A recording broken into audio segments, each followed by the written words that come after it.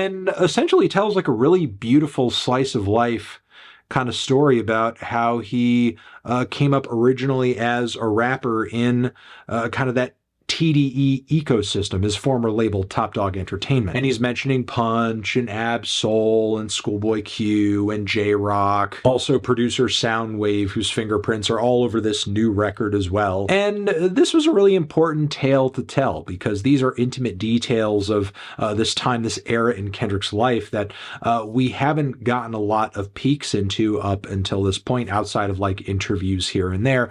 And it's just significant, I think, to frame things in a way that gets people to understand that Kendrick, while he is often seen as, you know, that guy, that one guy, his fame and his success isn't owed simply to him. It took a lot of other people influencing him and inspiring him and supporting him to get him to this point. The title track on the record is this wild-ass posse cut featuring a bunch of LA guys over this instrumental that is just total madness. It sounds like getting wasted and using Fruity Loops for the first time. There's an absolutely nutty vocal mix on this track too. The bass is just overbearing and the groove is very odd. There's some rushes of strings too.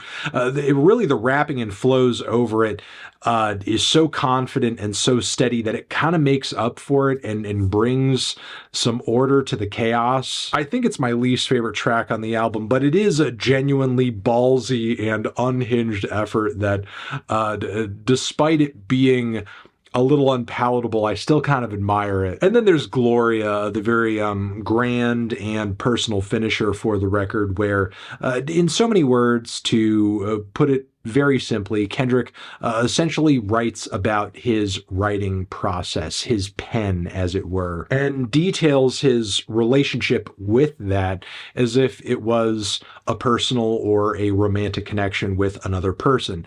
And there are some issues there. There's highs and lows. There's maybe even a bit of a dependency. It may not be the healthiest of relationships, but it's gotten him to where he is today. And, you know, it's always kind of been there for him and been there with him no matter what he was going through. The track is just thoughtful and poetic beyond words. I know similar ones have been written in the past, but Kendrick definitely puts his own spin on this formula. I think it's a track that is beyond words to an extent. It really needs to be experienced for what it is.